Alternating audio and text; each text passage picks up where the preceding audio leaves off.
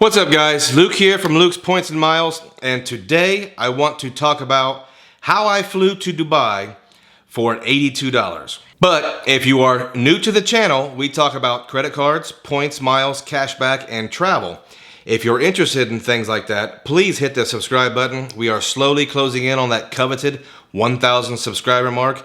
Getting really excited about it. Please subscribe. If you get any value at all out of this video, please hit the like button, share it with your friends. Now, we have covered in the past different ways to accumulate airline miles and how to use them, but my wife thought it was a really good idea to actually explain to the viewers how I flew to Dubai for $82 and how I flew to Dubai in complete luxury for $82. We have a lot of people that view the channel that want to do something like this, so I just want to walk you step by step in exactly how I booked this and exactly how I accumulated the currency to do it. So flying business class to Dubai is between a $5,000 and $8,000 flight. Personally, that's not something I will likely ever spend on myself to go to a vacation or for a leisure trip. Not going to happen, but it is something I wanted to experience in the points and miles game, and I think it's something I wanted to do to kind of earn my bones. We watch a lot of videos on a lot of channels of a lot of people in the points and miles game, and it really does seem like they don't go anywhere. So I kind of wanted to get some street cred and show you guys exactly how I did this. But before I get into the technical aspects of it, let's talk about exactly what I flew. I flew Qatar Airways Qsuites to Dubai. Now, what is Qatar Airways? Qatar Airways is one of the larger Middle Eastern airlines. We always hear about their product, specifically their business and first class product. You have Qatar Airways, Etihad, and Emirates are the big three. And I think they all offer a super solid hard product and excellent service. But I wanted to fly Qatar Airways because they are widely regarded as having the best business class product in the entire world. I have not flown a ton of international business flights. It's actually my first one, but it was spectacular and it was awesome and it was everything they said it would be. So Qatar Airways is headquartered in the country of Qatar. It's actually headquartered in Hamad International Airport in Doha, Qatar. And Hamad International was recently voted the #1 airport in the world.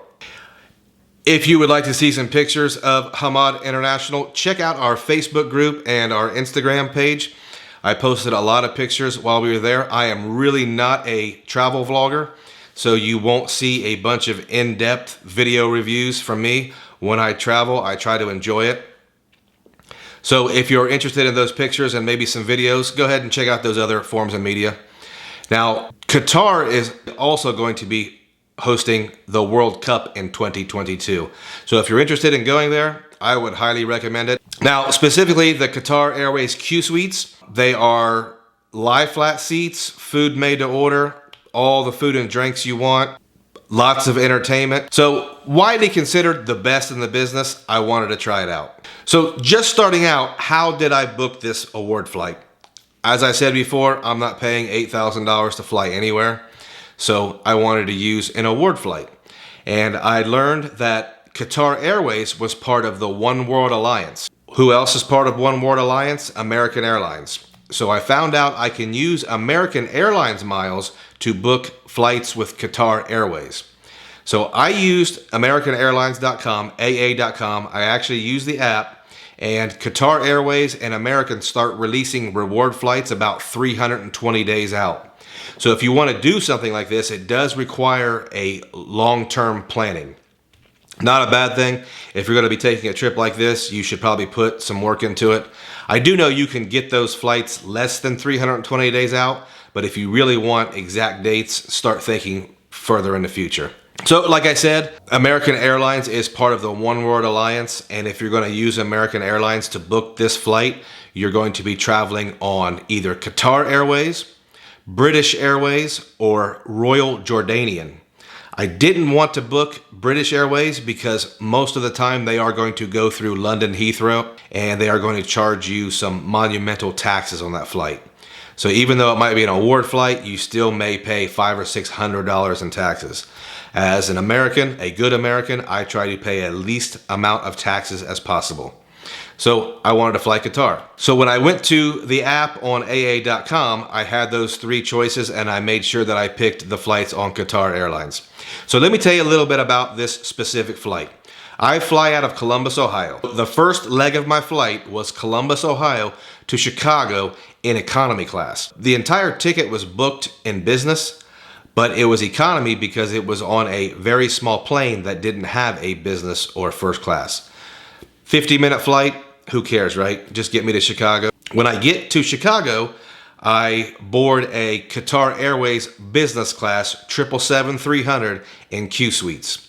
This is the big deal, but this is also the 14-hour flight from Chicago to Doha. From Doha, I have a short layover and I board another Qatar Airways, but this is on an A350 and I'm booked in first class.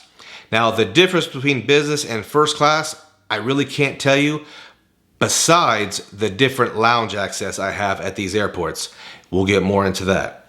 If you have watched the channel before, you know that airport lounge access is a huge deal to me. I think it changes your travel day. And if you are traveling internationally and you have these very long travel days and these very long flights and you're going to have layovers, lounge access makes all the difference. So let me tell you about the lounge access I qualified for through this business class ticket. Now, step by step, when I arrived in John Glenn International in Columbus, Ohio, I had 0 lounge access. But that's because John Glenn International does not have one single lounge. That's terrible. That's awful. However, you get on the little plane to Chicago, and in Chicago, I have access to the Air France lounge, which is the business class international lounge they have there. I would not recommend that lounge. I thought it was just above worthless. It was terrible. Through my priority pass, I also had access to a Lufthansa lounge, but I didn't visit it.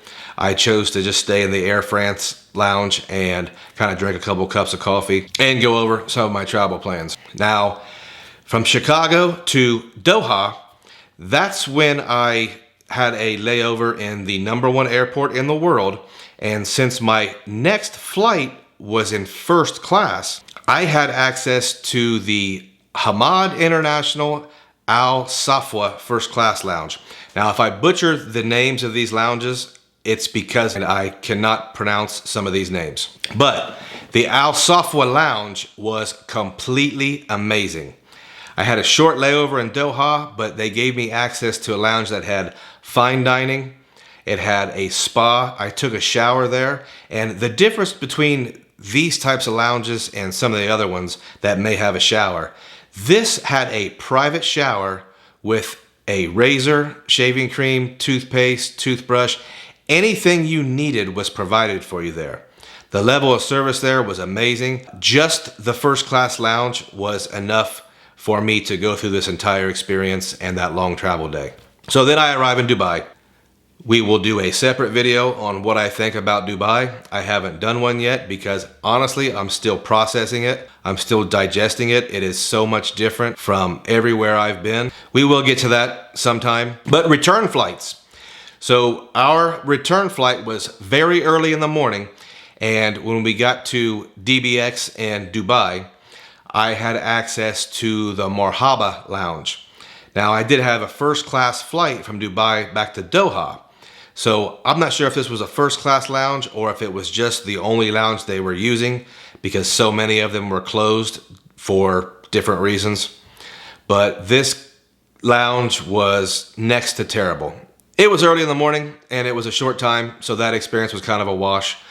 Took a first class flight from Dubai to Doha, and my next ticket was business class from Doha to Chicago. So I was eligible for the Al Marjan Business Lounge in Doha. This is something you've probably seen on YouTube and you've probably seen on Instagram. Beautiful business class lounge. buffet style, tons of drink options. I only had a very short time here, so I really didn't get to enjoy it as much as I wanted to, but amazing experience, again, in Hamad International. What a terrific airport. I hate to say it because I'm not an airport guy, but the airport experience itself was worth this trip. Then I traveled from Doha to Chicago. Now, when we reached Chicago, this is really odd. In Chicago, I had no lounge access. The international business class lounges were in the international terminal, and Chicago seemed to only have American Airlines Lounge, the Admirals Club, and I don't have access to the Admirals Club at this time. But I was at the point in my trip where I was heading home. I didn't much care. I just wanted to sit there and be patient and get on that flight and get back home to see my family. So those are the flights and the lounge access. So how did I book this? Like I said, I booked it with 140,000 American airline miles through AA.com, plus $82 for the taxes. So $82 is what I paid for this experience. The points and miles game is the only place I know where you can get value like that. Now, how did I get 140,000 American Airlines miles? That seems like a lot. It doesn't take long to get that. Let me give you an example of exactly what I did, and you can have a much better idea how you can get there fairly quickly. I applied and received the Barclays Red Aviator MasterCard, and with that card, I was awarded 60,000 American Airlines miles for one purchase. That took no time at all. I have 60,000 airline miles. The next card I got was the Citibank City Advantage Platinum Select card. That had a bonus of 50,000 American Airlines miles. And it being a MasterCard, I was able to pay my car payments and my 2 mortgages with that. So in less than 30 days, I had already hit the bonus and already received 50,000 airline miles. Now I'm at 110,000. The next card I got was the Citibank Business Version American Airlines Advantage Platinum Select. That was very similar to the personal version, only it was 65,000 airline miles. So within 5 weeks, I had more than enough American airline miles for this trip and some trips to Miami. Really easy to get approved for those cards, really easy to make those bonuses. Now, the question will be, now if I have 160,000 American airline miles, do I want to take a bunch of domestic travel or do I want to take a once-in-a-lifetime trip like this? I obviously chose the once-in-a-lifetime trip. But there are many other ways to acquire American airline miles, and I have a couple different videos on how you can do that. There are several cards, there are dining programs and shopping portals, and if you want to concentrate on acquiring American Airlines miles, you can do so very quickly. We wanted to go to Dubai for a once-in-a-lifetime trip. It's a very long trip, and it's not something you're going to do all the time, so why business class? I could have saved tons of time, and I think it would have only cost 80,000 miles to fly in economy round trip to Dubai. So why business class? Well, to me, if you're going to go to Dubai and you're going to go there for the reasons I went there, for a once-in-a-lifetime experience and to see these things that I keep seeing on different social medias, YouTube, Instagram, I want to see those for myself. I chose business class because it was something I could do that I would not pay for myself. And it also is a 23 to 25 hour travel day. That type of travel on my old body is tough. Business class made that much, much easier. I saved a ton of money on food and drinks, and I know that sounds silly. You know, I flew an $8,000 plane ticket to save money on food and drinks. But when you're talking about 25-hour trip, I didn't pay for a meal. I didn't pay for a coffee. I didn't pay for a drink. That is some value there. And I also, like I said before, I wanted a once-in-a-lifetime experience. I wanted to go to Dubai. I wanted to fly on the best business class. I wanted to stay in the best hotels that I could afford. And I wanted to have an experience I could share with other people to let them know that with this points and miles game, you can do things that you never thought you'd do ever. If you have any specific questions on the flights or how I booked them, go ahead and leave them in the comments, or you can send me a DM on Instagram or join our Facebook group where we talk about this sort of thing. My question to you is, if you had 200,000 airline miles, where would you go right now? If you had enough airline miles to take a business or first class trip to one place, where would you go? Guys, if you stayed all the way to the end, thank you.